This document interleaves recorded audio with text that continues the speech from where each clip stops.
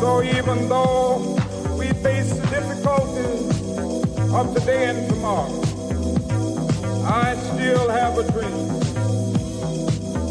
It is a dream deeply rooted in the American dream.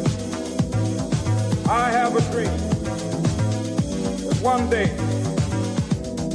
this nation will rise up, live out the true meaning of its creed.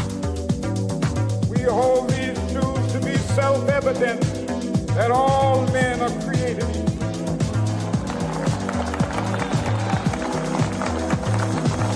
Oh, hey. Welcome to everybody. Welcome to The Way It Works Now. I'm just going to start saying like that. Way It Works Now. We got to innovate. I love it. It kind of sounds like the way people back in the day in Texas would say chit.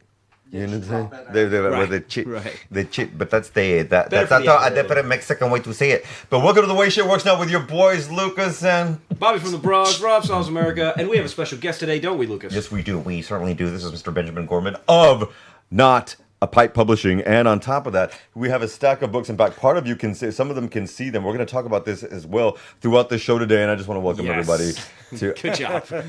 And we should actually read some of those titles later because I want people to know that. But also, they're actually very, very cleverly titled as well. All right, you know what we're here to do. We are your go-to expat escapology newscast podcast. We're here. I'm going to put all that out there.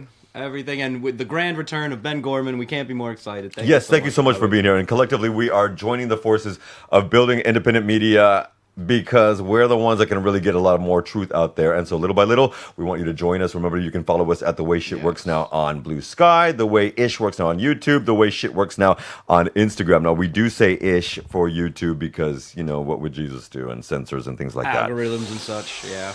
Yep. But anyway, we're here also to give some breakdown. And also, I do want it to be like an expat reflection of how we look at this big, beautiful, bullshit bill? We want, this big bullshit bill. Signed yesterday on the 4th of July before a UFC fight on the White House lawn, I think. Is that what happened? We're living in the Please explain, the because I work like a how yesterday. What happened?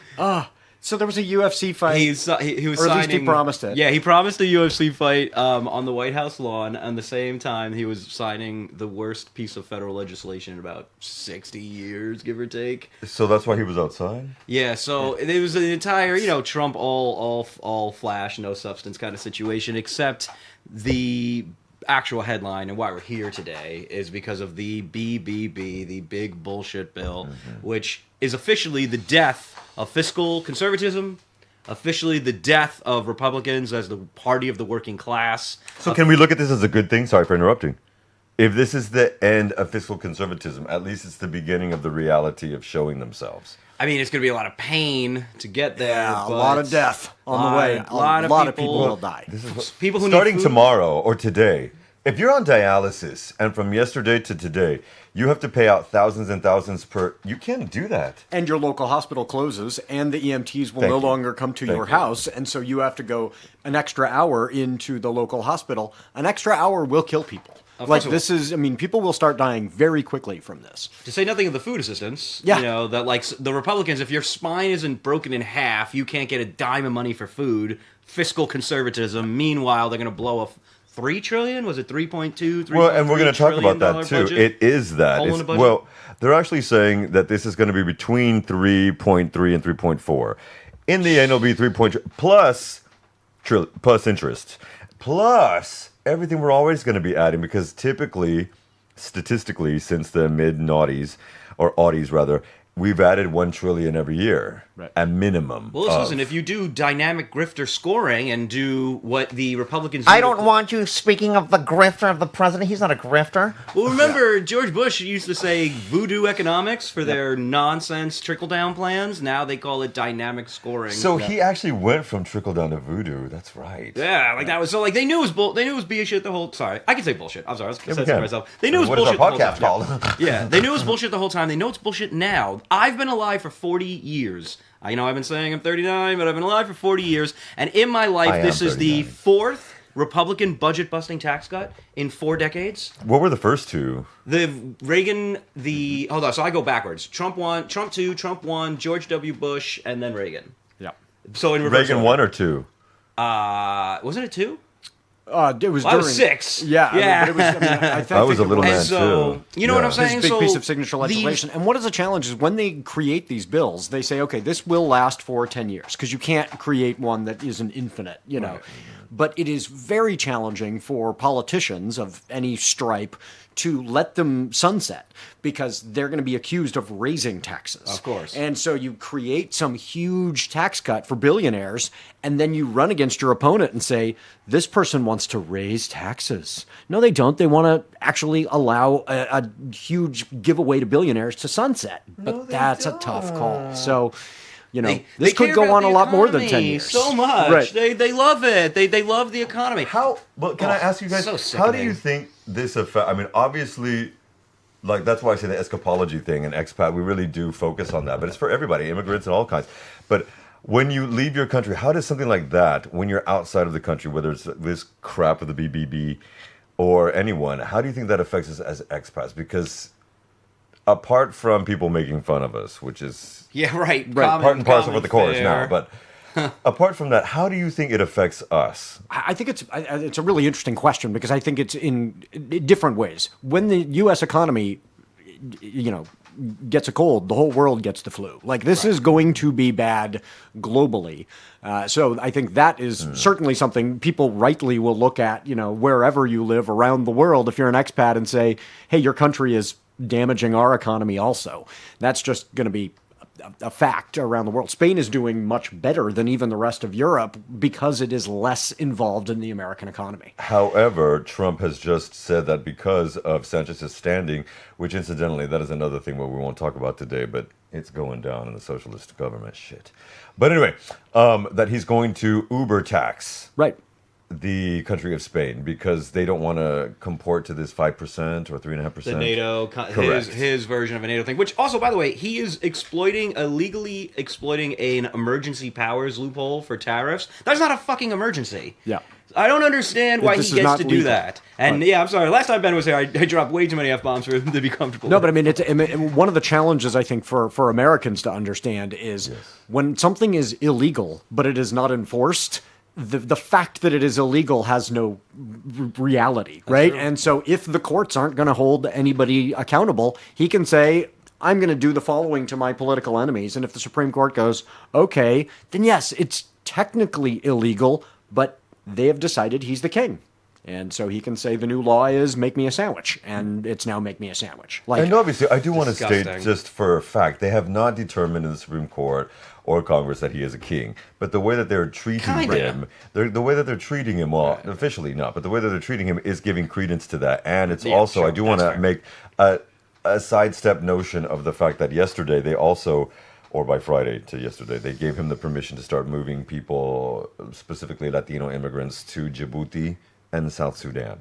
Supreme Court, yeah. They can take immigrants that are in the States legally and ship them off to countries that are not their home countries. Not their home countries, and where there will be an incredible danger. Of course, South Sudan is, that's a country that we should accept asylum claims from. Excuse me, that is only for white South Africans, sir.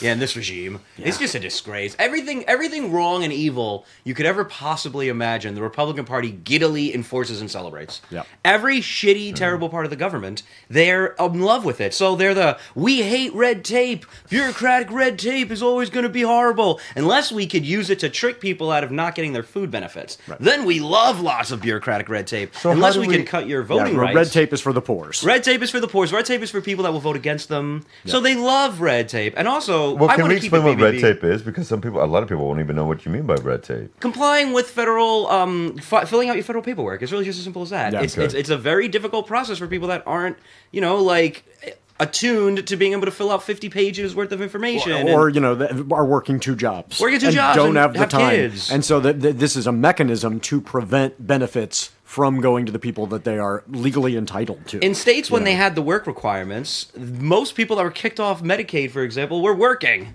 Right. Well, because they didn't fill out the paperwork properly. Well, also they've also taken away all of the Spanish documentation and forms like that. So a lot of people that were applying. Let's remember that 22% of the U.S. population is Latino, and so a higher number of people in terms of a real number of Spanish speakers live in the United States than in the country of Spain. There are more Spanish anywhere speakers except in the Mexico. US. Yeah, North America have the most Spanish-speaking people in the world. Yeah, like my wife, Punto. for example. Oh, hi. Yeah. And so it's just one of those things. And so when you've removed that from all federal offices, that infringes on at least not all 22%, obviously, but a significant portion. Right. Of the population, Especially the elderly, especially... Well, I was doing some guesstimation of maths because I'm a nerd in that way with numbers. I abhor maths with a passion. But if roughly 17 million, we know between 15 and 20 million people are going to be kicked off. That is 5% Medicaid. of the of Medicaid and affordable health care. That's 5% of the population.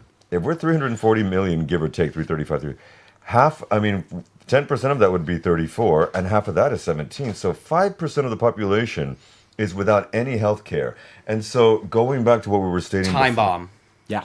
Time bomb. Okay. That's In exactly which way, what that man? is. How long do you give it? Because I do believe think about that it. people on dialysis or insulin shot, they're going to be dying by next week after the But weekend. you will put off care that you need until you get exponentially worse. And then you will just show up at an emergency room needing $100,000 worth of care. dudes, Well, and it's hard to comprehend the kind of knock-on effects. Go for it. So, I think it's a challenge for folks to think about all the ways that will play out economically. So Truth. somebody loses their health care, they then lose their job. They lose their job, they lose their home. They lose their home, the price of your house goes down, right? This is in sequence. And so the economic consequences are going to be enormous. Would you say the trickle down? No, right. Impact. The pain will trickle down. Zombie? Did you say zombie? He said zombie. Yeah.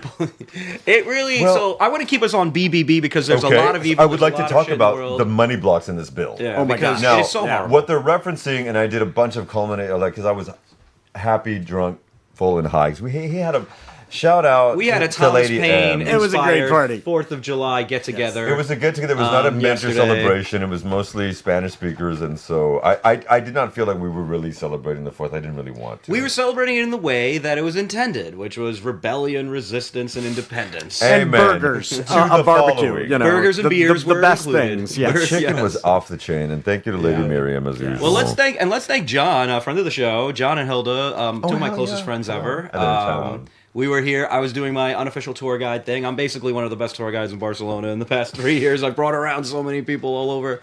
We've just been having a blast here, and this was one of their last hurrah, their last little kickoff. Yeah. So it was Before they great have to go back They to... were great. It was going back to be to Jersey. Yeah, back to Jersey. But unfortunately, they're not looking forward to it. But they've been wonderful, and it's been a really great time. So we decided to just have all our friends get together and have a nice time of it. And I think we did. We're a little worse for the wear this morning, but some of us. But it was a really great time. I'm glad. I'm fresh, youthful, fun, fabulous, You always darling. are. Right? No. So anyway, Tax cuts. What they're claiming is that there will be approximately $4 to $4.5 trillion of tax cuts over the next 10 years, which would be theoretically between 4 and 500 billion a year of tax cuts.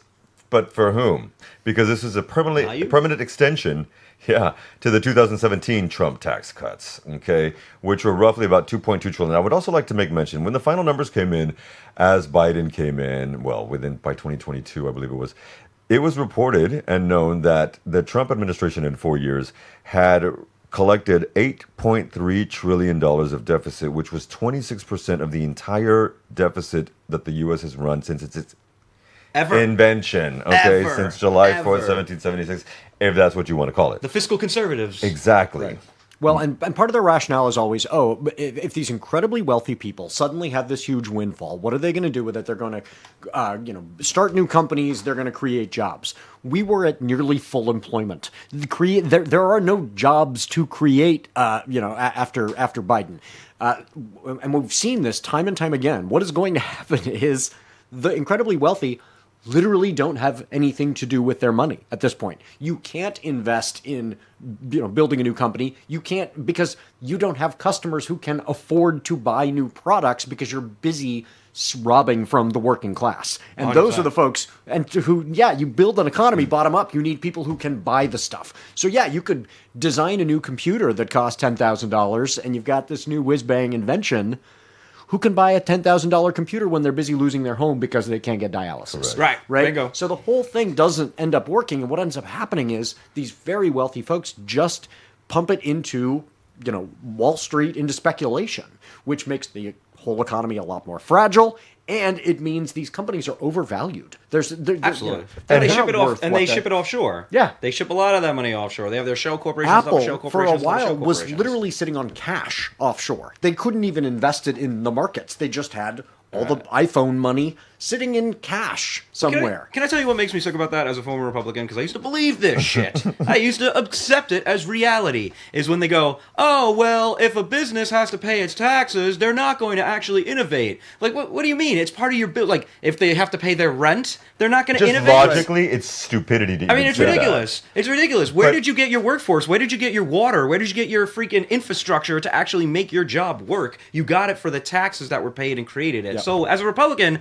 I omitted the rest of that information, and then I said, oh, well, you know what, that's right, I don't like taxes, because who likes taxes? But the fact of the matter is the return on investment is massive. Yeah. And that's what was always hidden from me as a former Republican voter. The return on investment of what your tax dollars pay. Well, there is nothing like Social Security. It was created because when you invested all your stuff in the market and the market tanked, people went bankrupt and killed themselves and jumped off buildings and were completely ruined for life. We have these programs that can create massive return on investment. I feel like it's not talked about at all. Yeah. If, because the person who doesn't jump off a building and then lives out their retirement buys stuff. Right. That's what keeps an economy going.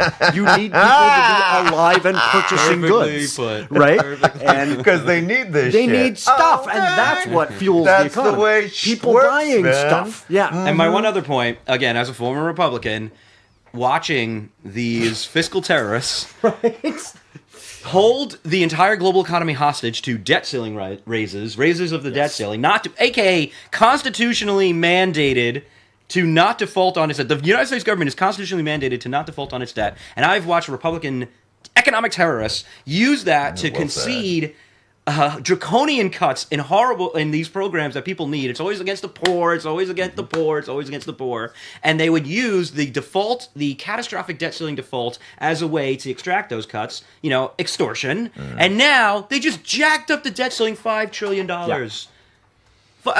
What? Yeah. So I don't want to see an article. I don't want to see an op-ed. I don't want to see a newscast talking about fiscal conservatism. That is dead. Fiscal conservatism is dead. The Republican Party represents nothing of the such. And if people who call themselves fiscal conservatives are going to continue to vote for the Republican Party, then they're frauds too. Yeah, they're not fiscal conservatives. And that is good in the sense that the Republican Party has revealed what it really stands for. That's what I its meant priorities really are. They're not working class. They're not pro-working class. That myth, because Donald Trump says a lot of shitty things that, and he speaks his mind. No, because he has a mental disorder. That he's actually pro-working class, and the Republican Party under him is pro-working class is insane. You can bring it back to BBB again. This no tax on tips actually only lasts for 3 years. Okay, that was another thing I wanted to say. Yeah, only lasts for 3 years, and up to 25,000. Which means you have to declare all that, by the way. Yes, exactly. And in New York City, I'm going to tell you what, you can make $400, $500, $600, $700 a night, and so you will get up to 25,000 within months. Y después qué, güey? And after, what the hell? And so that's what starts to take away. And I'm glad that AOC, who is New Yorkina, said this. From the Bronx. Because it is, I mean, you graduate and you go work, part-time or whatever for KPMG, and you go at night and wait tables, you're going to make more money. Yeah. Waiting tables when you get up. I mean, it's the only good part of it. So the owners exploit their workforces, which makes me sick. They pay them tipped wage. Yeah. So it's the only good part of working this kind of job where you can actually make some good money on your on cash and maybe just hide a little bit of it. And we're talking about people minimal money. But it will perhaps help people. Let's say in I hope so. Louisville, Kentucky, who are not going to necessarily make New York City, San Francisco, Seattle. After their food assistance was cut, but that's the other thing. Thank you for saying that. They cut their hospital, they closed their hospital, and they cut their food assistance. But the whole tipped wage thing is, we should acknowledge, at its heart, sexist and racist. The idea that we say, here is the minimum wage for any kind of work, except for tipped wages, because who are we aiming a lower wage at? Well, I would like. It's predominantly women, people of color. Mm-hmm. And so if we said, no, we're going away, if you want to get away from, taxing tips, raise the wages and then tax the wages. But this is a way to preserve the sexism and racism in a fundamentally racist and sexist system. Hadn't thought about it, but you're totally right. Okay, so wait a minute. In that sense, if women, which apparently is what the statistic is, women do up over 70% of purchases in the West. Okay, so if that's going to be infringing upon that, and a lot of times about 30% is usually big homes and shit. Well, the woman's also on that. It's a home in between families and whatnot. So if that's the case, and we're infringing upon that, that means that that's going to affect how many people they're going to be exactly. Everything. Yep. So I said it earlier, this is probably the worst, if not, maybe one of the worst, but possibly the worst piece of federal legislation in our lifetimes. Yep. I mean, it is a disaster. So far. I mean, we are, you guys should have me on the show every time something in the United States gets worse, and I'll be on here all the time. To stay, and we'll report how it just got worse. Well, how have things from the last time you were here, which we had just started, in the last month and a half, how have things got worse? I mean, 170 billion for ICE, and this is something. Yes, this bill, all the other agencies like that actually break up, criminal organized crime. Right. It's more than the Marines. This is more than we spend on the Marine Corps. But isn't it more than that? Hold on, I think 170 is about right. Yeah, maybe there's more. I know it's 15 times more than it was. Yes, and it's important for folks to understand. ICE is an agency that did not exist. I don't think it came about until the late 90s, and then it was post 9/11. Post 9/11. So this is not, let's get rid of the U.S. Navy. When we say we need to get rid of ICE, this is a relatively new invention. Redundant agency. And it's a post-Cold War way to get essentially military spending, right? No. We need to have a reason to buy these weapons. We were funneling all of this money into, a colonial enterprise of fighting against the Soviet Union in proxy wars.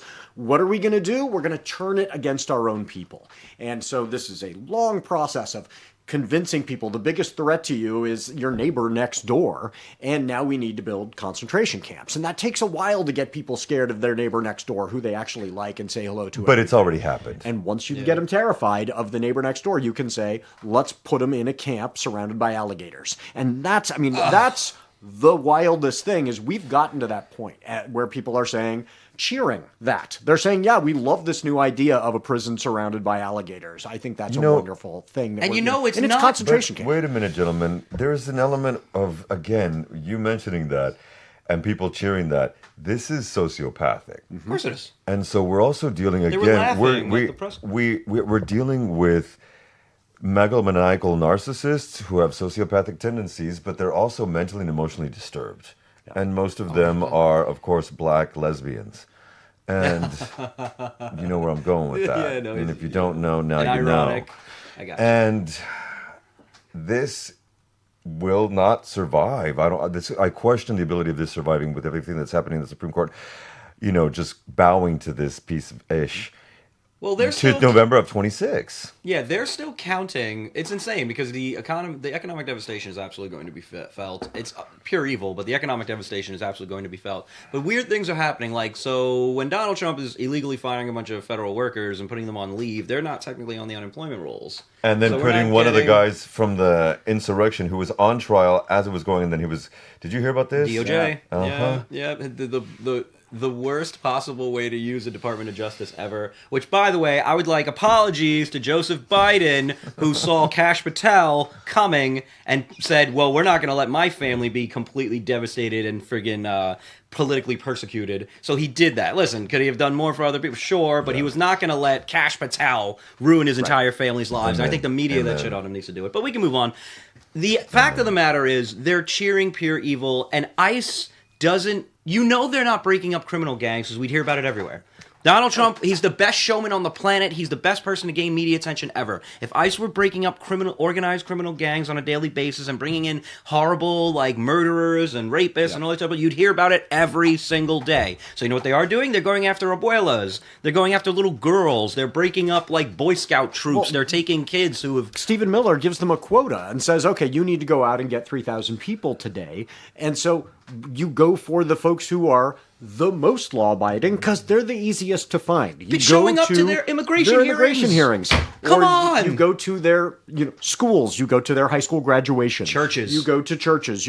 And so the people they are targeting are the people who are easiest for them to find because they're just aiming for numbers. And we need to. I mean, I think Americans need to think about these numbers a lot more. And numbers aren't sexy, and But Trump, throughout the campaign, kept saying 20 million. And at his press conferences, he will say, I don't believe there are only 15 million. I don't believe there are only 11 million. There are 20 million. There are 21 million. He has this number in mind. And that number is false. Yeah, and that means the only way you're going to get to 20 million is American citizens.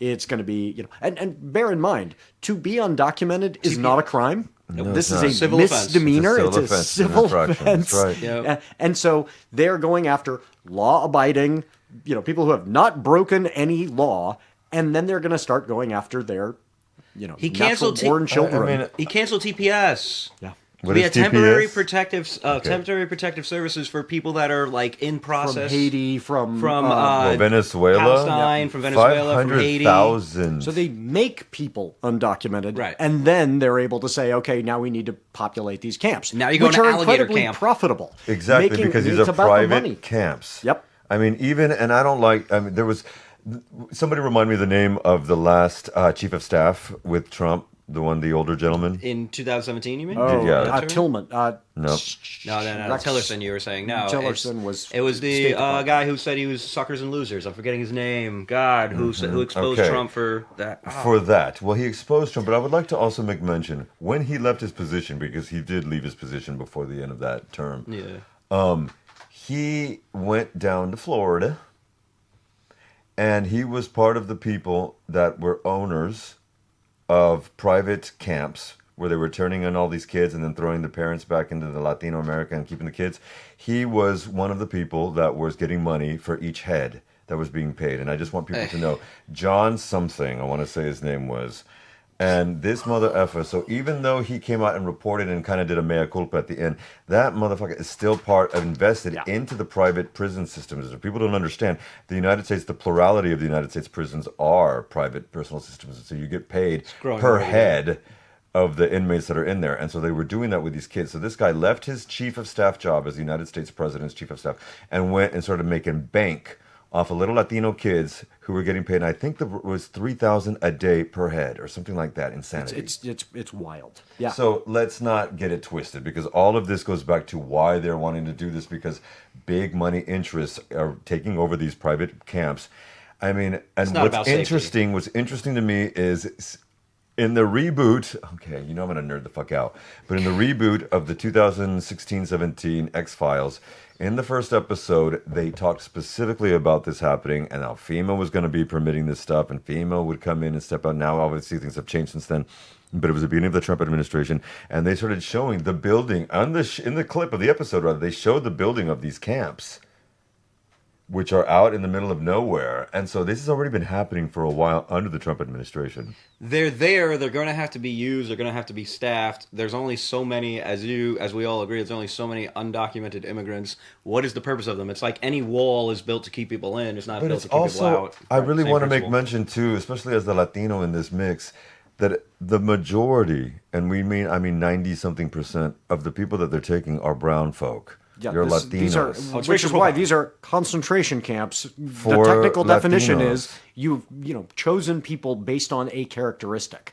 These are racist concentration camps. Mm-hmm. This is without a doubt. This is a pogrom. This is let's put all the people of a particular group into camps. So why isn't the world courts stepping in and saying anything? I wonder, because it's going to have to take allies. Just like every situation and organization and what have you that has necessitated freedom has necessitated allies and needed allies to do this. but the human rights courts haven't said anything about this. I think that stuff takes time, and I think they it's can't. fear. We don't have time. And I think though. we don't have time. And I No, wish we people don't. would And at the same understand that time, too. This is you can't know, wait Netanyahu- maybe there'll be an election. Maybe there'll be another election. In a couple of elections, we can stop, locking people up in camps. The other thing that folks are, struggling to start wrapping their minds around, but I think they're going to be realizing it really quickly, is you can't move 20 million people without killing a lot of them. These people will be in conditions that will not be humane. People are dying in the custody already. Right. Florida weather, they're going to kill tens of thousands of people. And so I've been encouraging folks, take some time and think about what is your red line. And one of the things you're going to realize as you do that is no matter where you draw your red line, you will feel some guilt for not having it drawn it sooner. But don't get too stuck on the guilt. You can deal with the guilt later. We're all going to have to deal with what were we complicit in, right? But once you figure out this is my red line, when this happens, I will, and then figure out what is your plan. And for some folks, a lot of the expats listening know the plan is get out. And some people cannot get out, and I want to honor Correct. that. They've got family there that they need to stay. them. Well, then what are you going to do when we reach that red line? When 50,000 people die in a camp in Florida, maybe that's your line. When the economy completely collapses and you can't sell your house because nobody can sell their house, what are you going to do? And start preparing for whatever is your... I know what my red line was, when the guy who's saying he's going to put 20 million people in camps gets elected, I don't feel comfortable living next to my neighbors who said that's a great idea. Yeah. Right. I need to get out of here. So this is not a safe place to be. Yeah, neighbors flying Trump flags and, literally sending me death threats, and I was like, this is not going to be a place where my family is going to be safe. We need to leave. So we had a line that we thought through. Now, had we done all the preparation in advance? No, I wish we had. We had then 60 days to go. How do we sell our house and 2 cars and every single thing in the house? It was a nightmare. But we knew when this happens, it is we've crossed that line. And like I said, then you say, why did I tolerate things before that red line, right? But start thinking about what is your line and what will you do. Do you think Elon Musk has got that line? Right. I had conversations because he's obviously going to take a hit financially. That's what I want. That's next on this plot. Because the next thing is also the planet Earth is going to take a hit in this bill. Not only will hundreds of thousands of jobs and innovation in red states. This bill is the red state murder bill. Oh yeah. This is not a New York City murder bill. No, this we is don't be muffed. Fine. Not only are rural hospitals closing, and most people on SNAP are white. Right. The rural white people on SNAP, hello. Well, but it's because of population too. 56%. Yeah, the majority of people, white, obviously. But it's just math is math, and it's majority white people. Majority white people vote Republican. So the number one thing it's going to screw over is that the very intelligent way the Inflation Reduction Act was implemented to mostly exist in red states to create more jobs and create more opportunities. We thought, stupidly enough, that, hey, they're not going to kill a bunch of these jobs in their own states, are they? Yes, they will. Because Republicans are not good for the economy. But they're Christians and they care. They're Christians and they care. Replacing it with prayer. This is remarkably consistent with Republican policy making. Right. And that is, if something helps people of color, if something helps women, they're very, very willing to cut that program, even though it will also harm their own constituents and their own voters who are, white and poor. Cut off your nose to spite your face. Exactly. Kind of situation. So we've had talks going back as far as Nixon for things like childcare. Let's provide childcare for every American. And then they realized, who would provide that childcare? Oh, that would be women of color getting employment, right? We can't have that, so we need to cut this thing that would have served every demographic group who has children, which is, everyone. No, we need to cut that because it might help women, it might help people of color. The Republicans have been, and so the fact that they're willing to hurt their own voters is not a surprise. It's the way the Republican Party works. But why don't? Because I remember back in the day in some sociology class, we used to talk about how our Anglo-Saxon brothers and sisters usually had a tendency to look, 7 to 8 decades into the future. And that was one way how certain parties kept a stock on governmental futures. And they don't seem to be doing that right now. Like this I've heard someone say the other day, we're a big tent party. I'm like, bitch, what? The Republican Party is a big tent party. Yeah, that they were. Dude, what is that tent? Insane. I can't remember who theorists, racists, domestic terrorists. Well, but then that's why I brought up Elon Musk, because all the clean energy incentives have been rolled back. As of yesterday, all electric vehicle tax credits and IRA renewables, which were going to be extended until 2034, have been cut as of next month or after August. September it stops. And industry bigwigs are warning that this will definitely slow job growth starting very now and weaken the future-focused sector. And will hyper-accelerate climate change, obviously. Yeah. So is this the final nail in the coffin of the bromance between those two closeted homosensuals? I think it let them fight. Let them fight. But it puts somebody like Musk in an interesting position where I make my money by ostensibly trying to prevent global warming from destroying the planet, but also I'm an oligarch, right? And so his he's in both groups, right? And the oligarchs are fine with destroying the planet if that means, I'm the ruling class in the last gasp of humanity, right? And they've made this calculation: better to be on top when the world goes down than to pay slightly higher taxes. Right. And so is he going to, actually go against Trump to say, I want my business and a legacy? He doesn't seem like he's particularly concerned with legacy. This is not a guy who's paying for libraries at, universities. No, it's not happening. He doesn't, there are no, Musk hospitals, right? When they told him he could solve world hunger with a certain amount of money, he took that money and bought Twitter. Yeah. Yeah. So I think he's ultimately, I would not be surprised if he goes, you know what, I know where my bread is buttered. I'm going to stick with the oligarchs. That's also so easy to win your way back. So you would think saying that Donald Trump is on the Epstein list and that's in the Epstein files and that's why they're not releasing them, direct Elon quote. It's hard. You would think it's hard to come back from that, except J.D. Vance said 1,000 times worse and he's his vice president. All you got to do is cut a fat check to the Trump super PAC or whatever that, or honestly just buy meme coin. Now it's just so ridiculous. And say something flattering later. Right, exactly. And then call a government agency from the meme coin. I was wrong. This is the best piece of legislation ever. Mr. Trump is a genius. How do we then talk about the fact that there's no way to get most of these people out of the cult? I do not believe there's a way. I believe there's a fraction maybe, but there's going to be a strong constituency of over a quarter of the population of a country of 340 million. That are always going to be drinking that Kool-Aid. So two things about that. That's why, and I say this a lot, is that we need to win the information war. This is what we're doing. This is the three of us are actively participating in what is happening as an information war in a negligent media environment. Yep. In a rigged social media environment. We need to, but screw that. We have to win anyway. That is step 1, step 2, step 3. That is you win the information war so that you prevent shooting wars. Mm-hmm. If we can win the information war and get information to people's brains that are being blocked out by their echo chambers and their information silos, that is step 1. And I believe you do that by making sure that I think we have to stop trying to convince people and just make sure they hear the thing.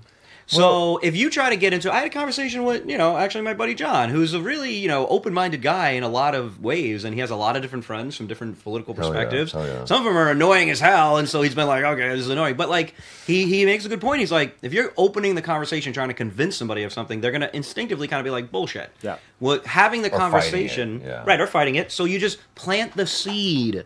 Hey, plant the seed. Just make sure that it's heard, and if it's not going to be heard in an argument, it's not going to be heard when you say, you piece of blah, blah, blah. That's not, nobody's going to listen to you. They're not going to have their listening ears on. So just make sure to win the information war by conveying the information, getting the information to people's brains without triggering their, fight or flight response. Identity threat. Identity threat. A lot of folks go, when you say this thing that I disagree with, it is a deep personal danger to me because that is my entire identity now. Right. The size of the Trump flag is who I am as a human being, right? And so you need to get beyond that. And I think part of that is normalizing being able to say I was wrong about a whole lot of other things. Like superpower. So you try and create a sense that it's okay to say I was wrong about this. This is why I wanted to bring up the whole emotional and mental thing, because we're dealing with an ingrained amygdala of thousands of years, specifically in heterosexual, straight, and men. And having that ability to admit I am wrong in a man is, even with gay folk, and I'm a gay man, and I admit when I'm fucked up and I'm wrong because it's just part of how I was raised. But it's unusual. It's scary. It is unusual. We don't even ask for directions. Because and part of it is, how are we going to deal with making men more secure? Because even when they act like they are the most especially heterosexual men are the most insecure motherfuckers in the world. Yeah, and they feign so much shit. And I tell you, there is nobody stronger than a gay man or a trans man. I'm telling you, because the shit we've had to fight through. Yeah, especially if you're black or brown. And I am. Steel is forged in fire kind of thing. And so it's this element of how do we start to better our men. Better role models, number one. And we have so few. We don't even have a good one in the gay community. I want to be one. Maybe that's you. My best. Yeah, maybe it's going to be you. No, but I do think there's a tipping point too, because that the fragility of cis-het white men can be manipulated, right? So, the kind of bro culture is, why are we doing this? Because we're all doing this. And so if you can get across a certain tipping point where people are looking around going, oh, all the guys are acknowledging error, you can get to, that becomes socially acceptable. So we need someone on the right to start acknowledging more errors. Someone formerly on the right, perhaps? Correct. But also someone, imagine... And I don't want to throw this out there, and I probably won't mention his name much ever again. But that piece of Ben Shapiro has been talking a lot loudly about some things that is going on that he's saying this is not working. And if he has come to Jesus, yes it is, come to the Jewish Jesus moment as he is a Jew, Shapiro, that can start knocking things over. Yeah, but like you said, it's a lot of folks. It can't be one. It can't just be one. It's because one, it just becomes the enemy, right? If you're deeply into your group and you're saying, oh, this person has just left the group, they're a rhino, or whatever the term becomes, right? Yeah, you need a whole lot of folks to go, oh, it is now normal to acknowledge I was wrong. And it shouldn't be that hard for folks who are also kind of trained in the libertarian mindset to go, oh, people in government fooled me.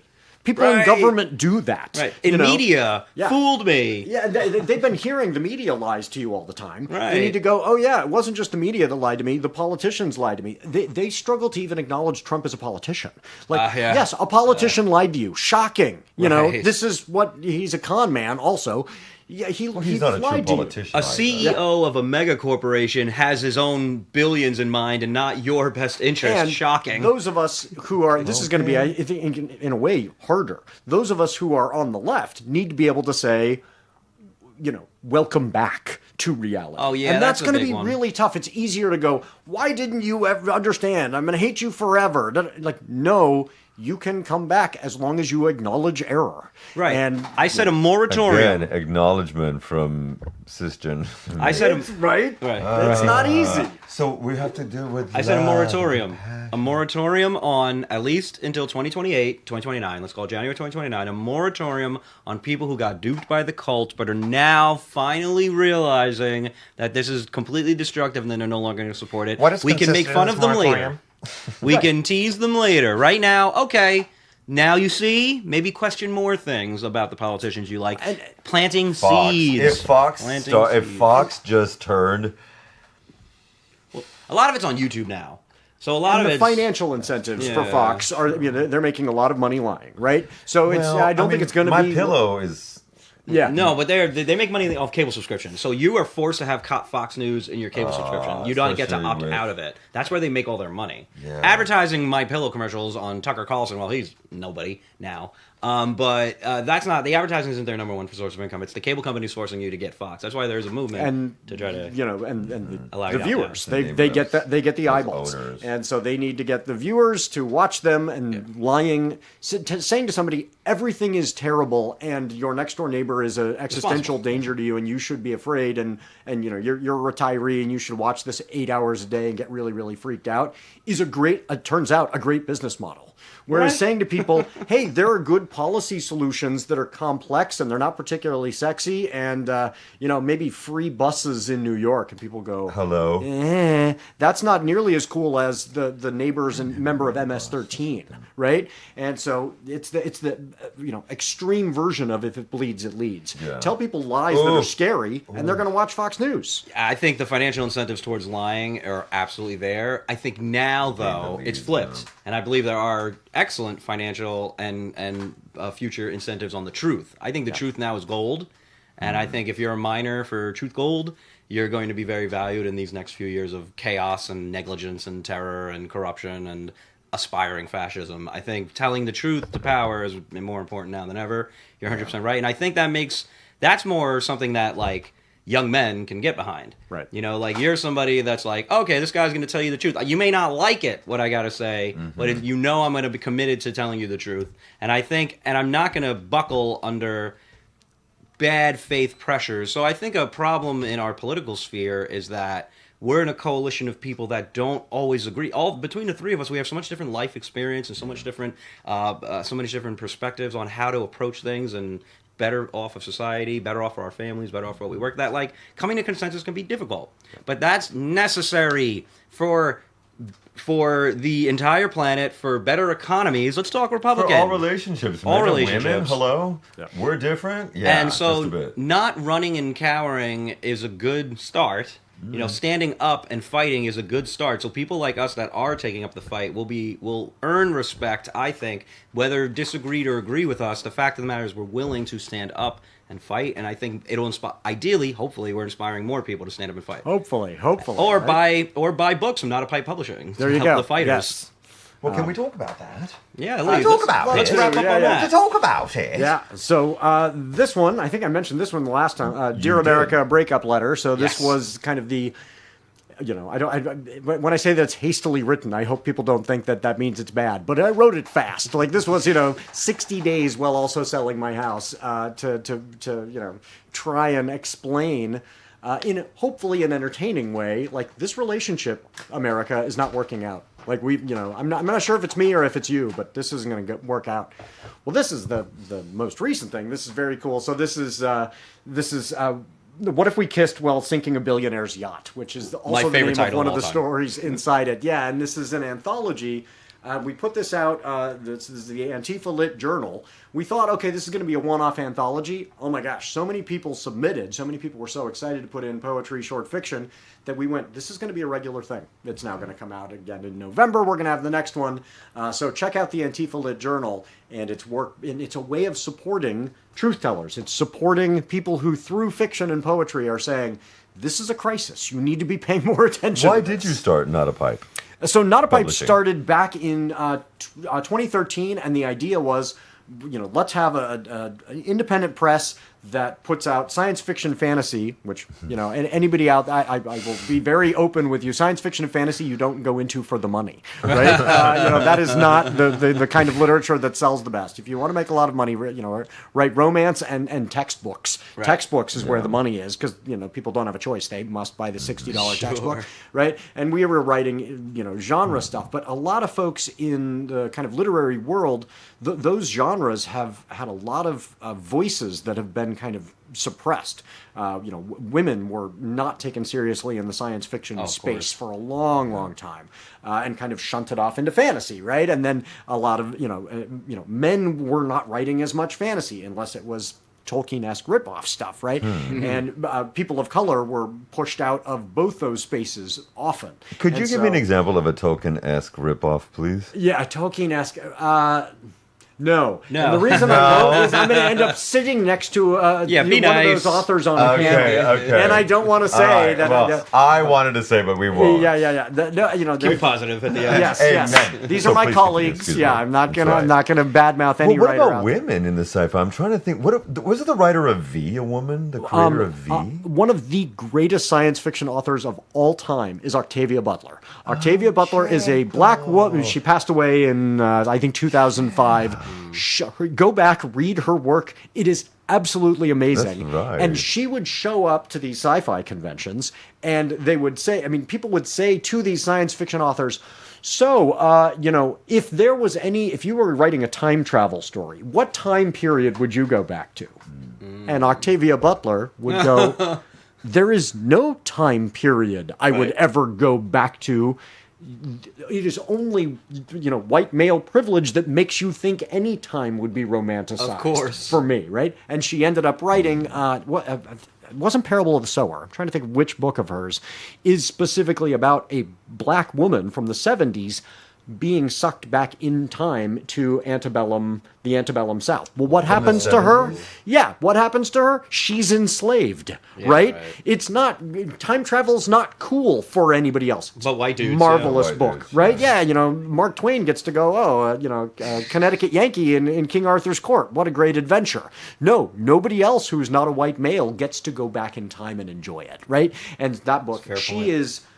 Yeah, she wrote Parable of the Sower and Parable of the Talents about a dystopic futuristic world in the early 2000s where a white ethno-nationalist fascist takes power by telling everybody essentially it's God's will that you elect a dictator.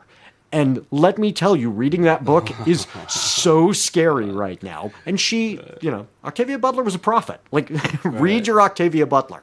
So, look at all these tech bros. They all believe that. Right. And so, understanding, okay, there's a lot of important things that can be said through science fiction and fantasy. Since then, we've expanded. So we've got, thrillers.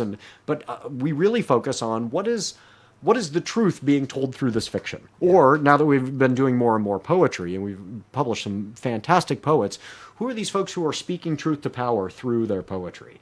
And that's been, very rewarding, even if it's not financially rewarding. If people wanted to submit anything, how could they get a hold of you? So go to notapikepublishing.com. We're not open to submissions of novels right now, but we are taking submissions for the next Antifa Lit Journal. So if you write short fiction, if you write poetry, and you want to challenge what you're seeing every day in the news, please, that's a wonderful way to use your talents to do that. And what are the links? Notapikepublishing.com. And, go to notapikepublishing.com and...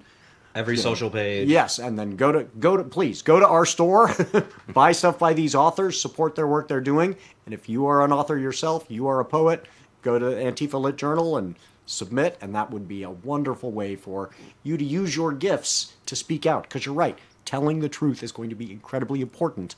But often we tell the truth through fiction and poetry. When there's crisis, look for the helpers, and you're part of the helpers in your network, and we're very impressed, and can't wait to have you again, man. That is the whole idea of the way shit works now. I mean, the truth tellers. Let's talk about George Orwell.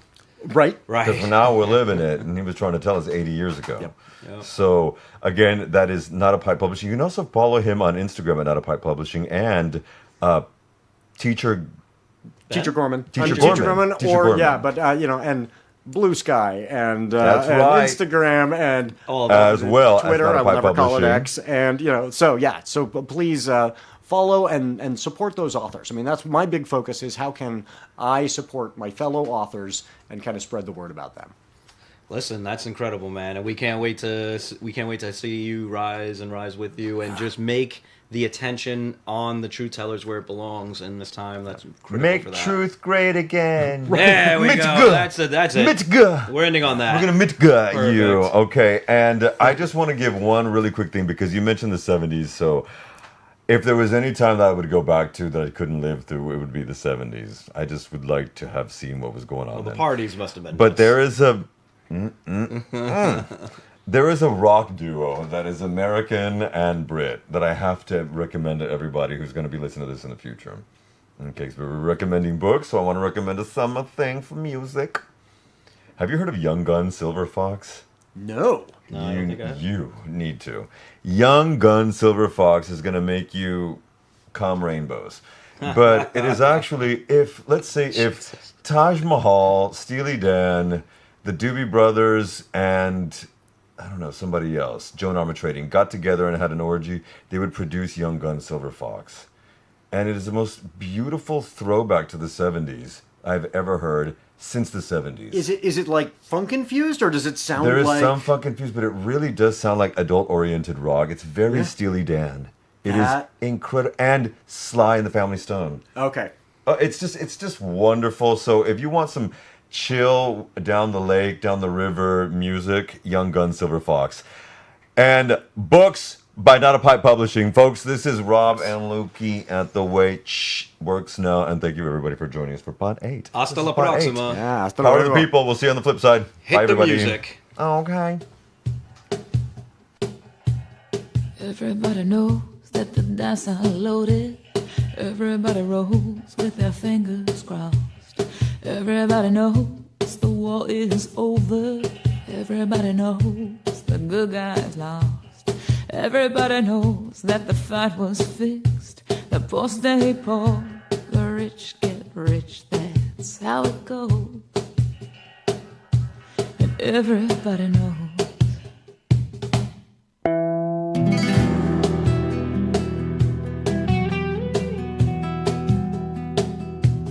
Everybody knows that the boat is leaking. Everybody knows that the captain lied. Everybody got this broken feeling, like the father or the dog just died. Everybody talking to their pockets. Everybody wants a box of chocolates and a long stem rose. And everybody knows. Everybody knows that you love me, baby. Everybody knows that you really do. Everybody knows that you've been faithful, oh, give or take a night or two. Everybody knows that you've been discreet. There were so many people you just had to meet without your clothes. And everybody knows.